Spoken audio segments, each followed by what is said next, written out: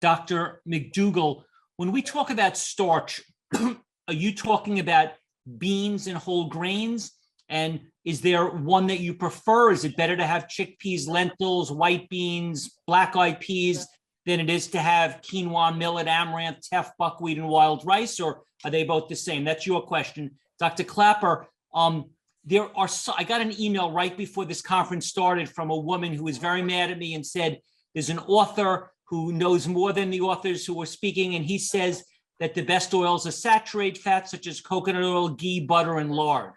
And I want to know what the best science says about that.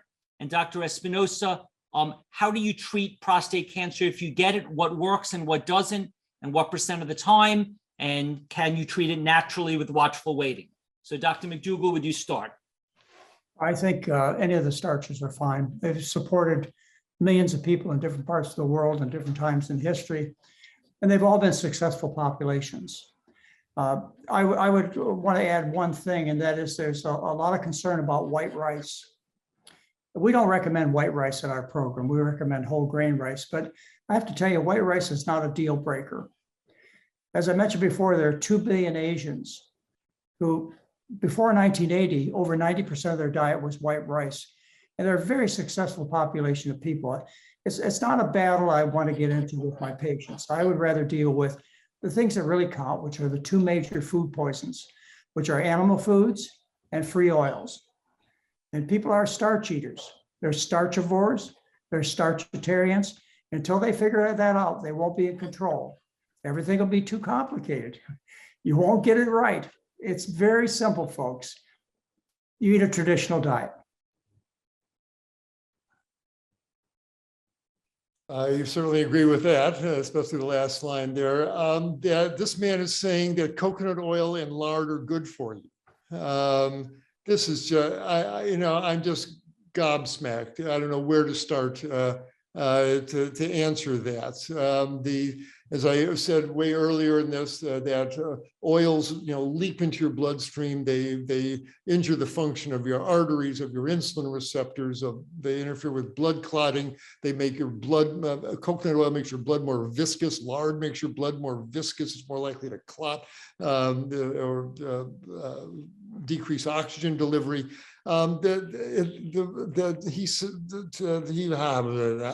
It's really difficult to come up with a rational answer like that. As Dr. McDougall just said, the toxins are animal products and oils. Well, I agree with that. So I would like him to show me the studies that people who eat half a cup of coconut oil or lard, 2 pounds of lard a day, whatever it is, follow them along for 20 years, 30 years, and show me that they don't develop artery disease and cancers and various other maladies there. It's a silly argument, I think, and that's all I can really say about that. Like Forrest Gump, that's all I have to say about that. But I really am interested in hearing seriously about Dr. Espinosa, because I got a couple of patients, non-vegan, with prostate cancer, and I like to know how he does treat it. And sir, you did mention, you said, I see lots of vegans with prostate cancer. Really? How many vegans with prostate cancer have you seen in this last year?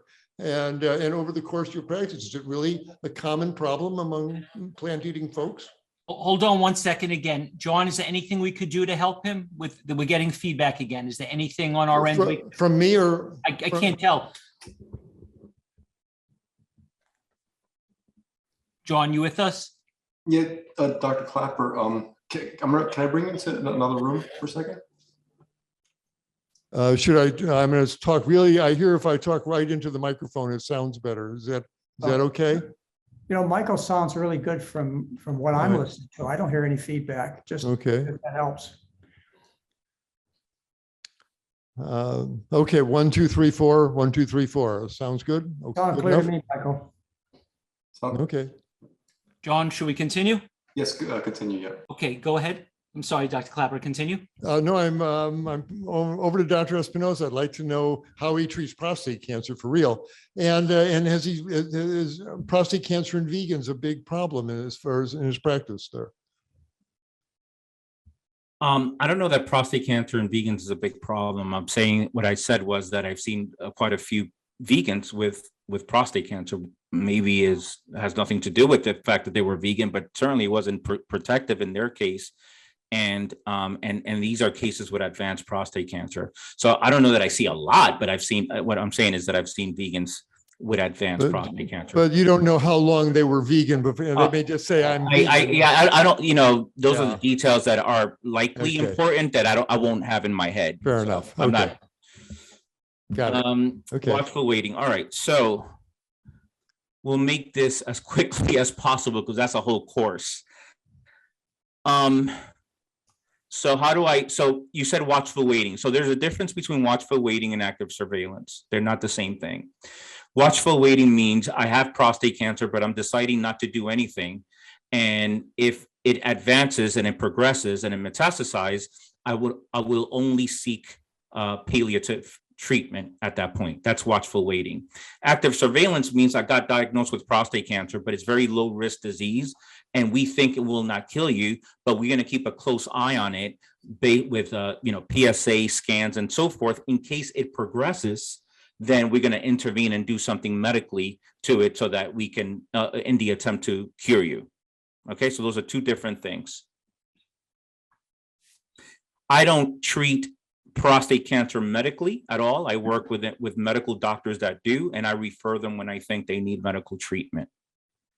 The patients that I see with prostate cancer that do extremely well, regardless of their stage, whether it's stage 1 or stage 4, are more compliant. The more compliant they are, the better they do. Period, end of story. So a lot of it do they need to be perfect? No. But when they're about 80% compliant with the protocol, they tend to do really well, assessed by their PSA, particularly PSA after they've been treated. So let's just say they got a prostatectomy, they got their prostate removed, they get a recurrence, they're ready to go to the next treatment, which is hormone deprivation therapy or radiation. They don't need it because their PSA is actually very stable at that point. PSA is a controversial biomarker, as we all know, but is very useful for men after they've been diagnosed with prostate cancer and treated. Before they're diagnosed as a screening tool, it's debatable. I think it's still helpful, but it's helpful to determine just general prostate health. And other things like if it's really high, it matters, or the velocity, if it increases very rapidly, it matters. But just that absolute number matters less from a prostate cancer perspective. So I just wanted to give that as a side thing. Right. So when you say the ones that are compliant do better, compliant with what? With what program? I'm setting up the stage, Dr. Klaper, to then boom, give it to you all. Okay, great. Thank you.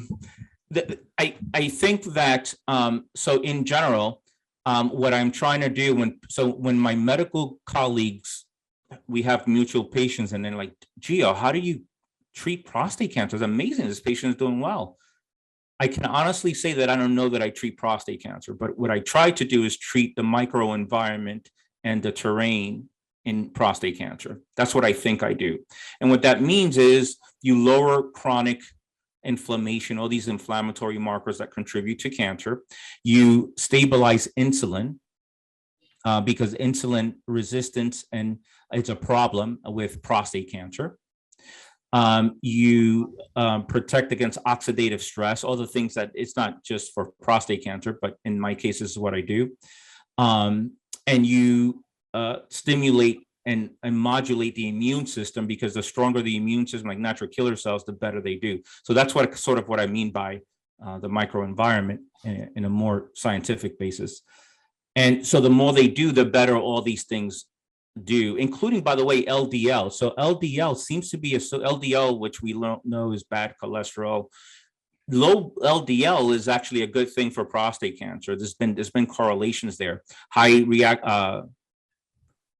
biomarkers that I look at are things like LDL and C-reactive protein and hemoglobin A1C. These are all things that give me an idea of how the microenvironment is doing. There's a lot of data to support correlation between advanced prostate cancer and all these things. And all these things do well and the patient does well and the quality of life improves. And then prostate cancer becomes an opportunity for them to do better and live better as a result of that diagnosis on average, or even above average. The protocol is it's 4 things. It's diet, exercise, sleep, and certain nutraceuticals. And the nutraceuticals are dependent on what stage of prostate cancer they're in. The diet is, well, I think you have an idea what the diet is. It's sort of, I would consider it a combined Mediterranean plant-based diet with emphasis on cruciferous vegetables because they seem to have anti-prostate cancer activity more so than even other vegetables based on research. So your crucifers, a lot of those, I have them eat 1 or 2 servings of those a day. Let's see, what would be a controversial thing that I would advise for them dietarily that probably people would disagree with? They get away from dairy, so that's a good thing. I guess it's, as it relates to salmon and oils and nut butters and things like that, which again, so the diet is Mediterranean plant-based, don't eat too much, and eat clean. Get the best source of food you can possibly get from a local farmer's market or local farm or organic or all of the above. That's kind of in a nutshell what it is, and some intermittent fasting. Exercise is 4 to 6 hours a week with moderate to high intensity. And in addition to that, more physical activity. So just sitting down for a prolonged period of time, we try to get them to get standing desks and things like that. Keep moving. Sleep, I try to target, remember, although I see patients internationally now, but a lot of the ones that I see are still New Yorkers. So there's no such thing as a New Yorker being type A personality. They're either type A1 or type A2, but they're all type A, right? So as a result, they have sleep problems. So I give them sleep hygiene. We spend a lot of, if that's one of their major problems, I give them some sleep hygiene tools and things to do to improve their sleep. I measure it with an Oura ring so we can measure the quality of their sleep, how much time in REM and things like that. I do, in moderate to advanced cases, I do give them melatonin. There's good research on melatonin showing decreased risk of not only cancer, prostate cancer, but advanced prostate cancer. So I do give them some melatonin at night. If they have low risk disease, I may not. And the nutraceuticals includes things like melatonin, depending on their situation, and really the goal to target all these points, anti-inflammatory, oxidative stress prevention, things like that. So a lot of curcumin, vitamin D, boswellia, quercetin, anti-inflammatories, and so forth. In a nutshell, that's what it is. And again, they have a cheat day. They all have their cheat day. So the main thing I teach my patients is do not ever eat anything with guilt. Guilt is more indigestible than any food you eat.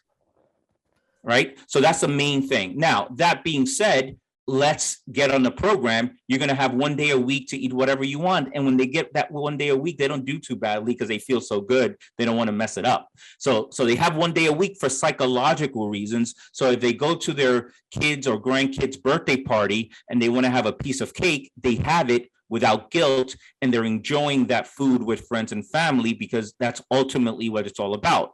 Food brings people together and you spend more time with those you love. So I never want to lose sight of the bigger picture. This is why when my mother cooks typical Cuban food, and I'm so happy, I think Dr. McDougall and I are going to agree so much on one thing, and that's the fact that white rice is not that bad. Thank God. My mother would never want to use brown rice for making her rice and beans. So thank goodness that's the case. I'm happy to hear that. And she's going to cook what she cooks traditionally, and I am going to eat it and enjoy it because I'm spending good time with family and friends. I think that's very important to do that if you want to. Look, I've seen many people that go all the way, and whether it's paleo, I'm only going to eat grass-fed meat and blah, blah, blah. And that's it. So they cannot go anywhere because or they have to bring their own food.